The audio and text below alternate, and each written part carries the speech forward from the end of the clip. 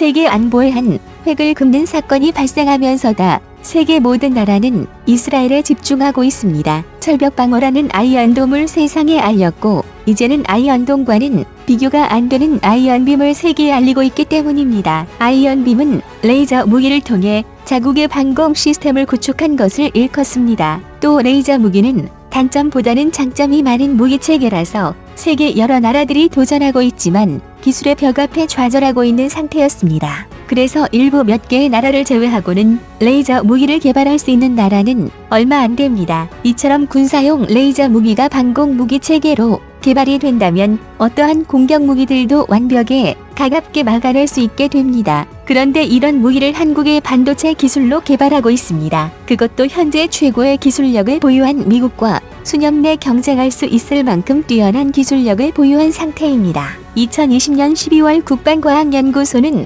2019년 7월부터 ADD 산하지상기술연구원에서 레이저 대공 무기체계 블로기를 개발하고 있음을 공개했습니다. 2015년 12월 장기 신규 소요를 결정해 개발을 준비했고 2023년까지 체계 개발을 마무리할 것을 정확히 명시했는데요. 2020년 9월에는 충남 태안 안흥시험장에서 20kW급 고출력 레이저를 이용해 1km 거리에서 북한이 사용한 무인기와 동일한 사양의 표적기를 격추한 것을 국방부가 공개하기도 했습니다. 따라서 불과 2년 뒤면 대한민국이 독자적으로 개발한 레이저 무기를 직접 우리 눈으로 확인할 수 있게 될 것으로 보입니다. 레이저는 첨단 과학기술에 의해 빛을 증폭시켜 일직선으로 쏘아지는 빗줄기를 말합니다. 현대 사회에서 이 레이저의 쓰임새는 다양한데요. 회의 중 자료를 발표할 때 쓰는 레이저 포인터부터 토지를 측량하거나 건축을 위해 사용되는 레이저 거리 측정기까지 어떤 분야를 막론하고 다양하게 우리 일상생활에서 사용되고 있습니다. 하지만 발표용으로 쓰이는 레이저 포인트를 맞아보신 분이라면 아시겠지만 약간 눈이 부실 뿐 뜨거운 느낌조차 없습니다. 또 적을 단숨에 녹여버리는 엄청난 위력의 레이저 무기는 영화에서나 나올 뿐 실전에서 쓰일 것이라고는 아직 실감되지 않는 게 사실입니다. 그러나 현재 한국이 개발하는 레이저 기술은 여러분이 생각하시는 것보다 훨씬 고도화되어 있습니다. 미국과 중국 등 세계 패권을 다투는 강국들이나 독일, 이스라엘 등 기술 강국들은 실제로 사용 가능한 시제품을 내놓고 있습니다. 또 그 위력 역시 막강한데요. 레이저를 무기로 쓰기 위한 시도는 레이저가 등장한 이래로 꾸준히 있었습니다. 대표적인 사례가 1980년대 미국의 전략방위상 SDI입니다. 스타워즈 프로젝트라고도 불렸던 이 계획은 지상에서 쏘아낸 고출력 레이저를 거대한 반사판을 가진 인공위성으로 조정해 적이 핵미사일을 요격한다는 개념이었습니다. 사실 당시 기술로 개발이 불가능한 희망사항이 지나지 않았지만 이에 충격을 받은 소련은 레이저포와 해거류가 탑재된 공격용 인공위성 폴루스를 개발하기도 했습니다. 그러나 스타워즈 프로젝트는 처음부터 미국의 허세였고 소련의 폴루스 위성도 발사된 지 얼마 지나지 않아 공중에서 화려하게 폭발했습니다. 이후 소련이 망하고 미국 역시 레이저 무기의 사용을 포기했는데요. 하지만 2001년 9월 11일 사태로 미국의 패권이 점차 약화된 반면 비약적으로 성장하기 시작한 중국이 미국의 패권에 도전장을 내밀어 미국은 다시 레이저 무기를 개발하기 시작합니다. 미국은 1990년대 중반부터 적성 국가의 미사일 전력을 무력화하기 위해 수송기에 고출력 레이저를 탑재해 핵탄두를 요격하겠다는 항공기 탑재 레이더 ABL 사업을 진행하고 있었는데요.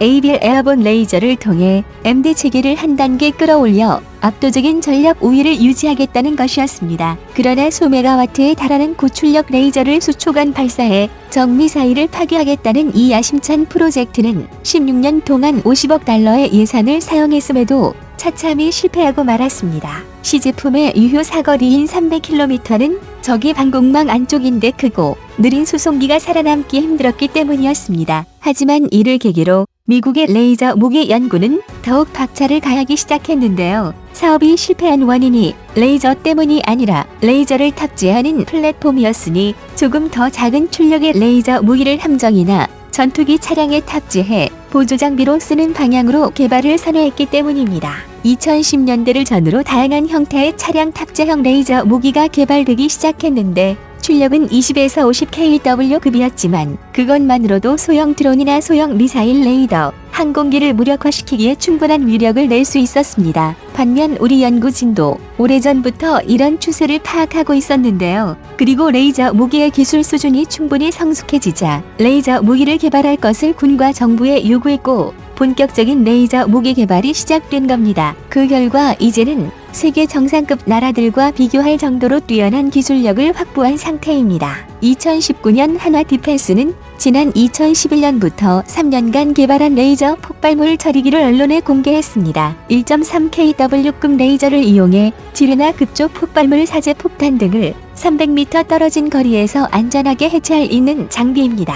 이 노하우를 바탕으로 방위사업청 주관 레이저 대공 무기 체계 개발 사업을 수주했습니다. 한국형 스타워즈 기술로 알려진 레이저 대공 무기는 광섬유에서 생성된 광원 레이저로 드론 등 소형 무인기와 멀티콥터 등을 타격해 무력화할 수 있는 기술입니다. 레이저 대공 무기 체계 블록 1호로 알려진 이 사업이 성공적으로 완료되면 우리 한국은 막강한 방어 전투력을 확보하게 되는 것입니다. 2018년 10월 미국의 방산 업체 레이시오는 자신들이 개발한 레이저 무기 체계를 공개했습니다. 2분간의 짧은 영상에는 미군이 주둔하고 있는 군사기지로 사제 폭탄을 장비한 대규모 군집 드론의 기습과 북한 등이 운용하는 방사포 공격이 가해졌는데 중형전술 차량에 탑재된 레이저 무기가 기지로 쏟아지는 공격을 순식간에 방어해냅니다. 이 레이저포는 360도로 회전하면서 로켓과 드론들을 광속으로 격추합니다. 이후 이동 중인 차량 행렬을 습격한 공격 헬기를 레이저를 이용해 단숨에 격파하는 모습을 보여주기도 합니다. 이는 2021년까지 스트라이커 장갑차에 탑재할 예정인 50kW급 레이저와 2022년 중형전술 차량에 탑재할 100kW급 레이저 무기체계에 대한 광고입니다. 일정대로 배치가 완료된다면 미군의 대공 능력이 엄청나게 상승할 것으로 보이는데요. 미국은 이외에도 50kW에서 150kW 정도의 여러 레이저 무기를 함정, 전투기 등에 배치할 준비를 하고 있습니다. 미국은 레이저 무기들이 소형 자살보트나 공대공 미사일, 전투기 등을 수킬로미터 거리에서 격파할 수 있다는 것을 수차례 공개 실험을 통해 증명하기도 했습니다. 반면 2023년까지 레이저 무기를 개발할 예정인 대한민국 역시 미군과 같은 방어 능력을 보유할 수 있게 될 것입니다. 지난해 20kW급 레이저 무기 시험에 성공한 것을 고려할 때 2023년 우리 군이 보유하게 될 레이저 무기의 위력은 미국이 배치를 준비 중인 50에서 100kW 선에 도달할 수 있을 것으로 전문가들은 예상하고 있습니다. 2019년 키더는 레이저 무기의 개발을 위해 대한민국이 넘어야 할 과제들에 대한 간략한 보고서를 국방일보와 홈페이지를 통해 대중에 공개했습니다. 해당 보고서에는 소형 무인기, 중형 무인기, 무장 무인기 램, 순항 미사일, 항공기 탄도미사일, 위성 등을 파괴할 수 있는 것으로 전했습니다. 50에서 60kW의 출력으로는 소형 무인기 정도를 격추할 수 있으며 100kW급의 레이저 무기는 램, 무장 무인기, 대전차 미사일을 수초 안에 요격시킬 수 있는 것으로 전망하고 있습니다. 또 장기적으로는 공격 헬기, 순항 미사일을 요격하기 위한 300kW급 레이저도 계획하고 있습니다. 현재 직접 타격을 통해 상대를 격파할 수 있는 수준의 레이저 무기를 만들 수 있는 나라는 미국, 중국, 독일, 영국, 이스라엘, 대한민국 개국에 불과합니다.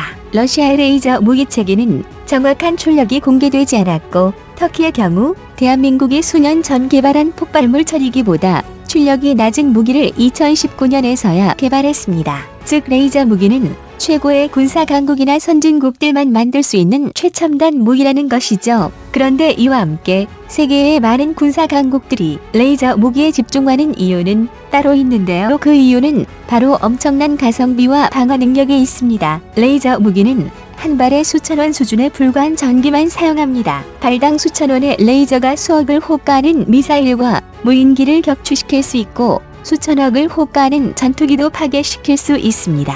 또 고출력 레이저 무기를 전차나 차량에 탑재해 능동방어 시스템에 적용할 경우 마군의 피해 없이 적의 공격을 무력화시킬 수 있습니다. 심지어 같은 무장을 했더라도 레이저 무기를 장비한 부대는 거의 모든 공격으로부터 보호받으면서 상대를 압살할 수 있습니다. 만약 레이저 무기가 전면 배치된다면 한국에서 일어나는 모든 전쟁은 한국의 확실한 우위를 점할 수 있게 됩니다. 그만큼 레이저 무기는 전쟁의 판도를 바꿀 만큼 강력한 힘을 갖고 있습니다. 이와 별개로 지상에 설치할 수 있는 고정형 초고출력 레이저를 개발해 KAMD에 통합한다면 북한의 방사포와 미사일 역시 완벽히 막아낼 수 있습니다. 이는 세계 최고의 방공망을 자랑하는 이스라엘 역시 아이언돔의 요격 무기를 레이저로 대체해 배치를 준비 중인 모습을 보면 얼마나 레이저 무기가 미래 전장의 대세로 부각되는지 알 수 있습니다. 아이언돔 후속인 아이언빔은 발당 5만 달러에 달하던 요격 비용을 회담 수천 원으로 절감했으며 7km 이내에서라면 미사일과 비교할 수 없을 정도의 정확성을 보여줄 것으로 기대되고 있습니다. 레이저 무기의 추가적인 개발과 개량이 이루어지는 2030에서 2035년이면 우리 역시 아이언빔과 같은 레이저 대공 체계를 전국에 설치할 수 있을 것으로 전망하고 있습니다. 그리고 그때 만약 대한민국이 소메가와트급 요격 무기를 고정형으로 만들 수 있다면 북한의 핵미사일이나 중국의 극초음속 무기조차 무력화될 것입니다. 하지만 넘어야 할 산도 아직 남아 있습니다. 레이저는 빛의 특성상 습도가 높은 날이나 온도차가 극심한 환경 장애물이 많은 환경에서는 위력이 급감하며 레이저 무기를 장착하기 위해서는 대용량 배터리와 높은 출력을 만들어낼 수 있는 맨진 같은 추진 체계가 필요합니다. 하지만 이는 미국이나 중국 역시 겪고 있는 상황입니다. 과거 한국은 미국이 개발한 무기를 따라하기 급급했던 시절이 있었습니다. 하지만 지금 우리의 기술력은 그들과 어깨를 나란히 할 만큼 성장했습니다. 짧은 방산무기 역사를 고려한다면 이는 가히 기적이라고 할 수 있습니다. 또 한국은 세계에서 유독 강한 분야가 있습니다. 주변국의 제약이나 어떠한 제한이 없는 방산무기 분야에서는 거의 최정상급의 기술력을 보유하고 있는데 그중 레이저 무기 체계는 세계 내로라는 나라들과 견주어도 절대 떨어지지 않는 실력을 갖고 있습니다. 다가오는 수년 안에 레이저 무기가 개발된다면 한국의 국방력이 얼마나 강해질지 기대가 됩니다. 시청자님의 현명한 의견을 댓글로 남겨주시기 바랍니다. 여러분들의 좋은 의견이 좋은 영상을 만드는데 많은 힘이 됩니다. 많은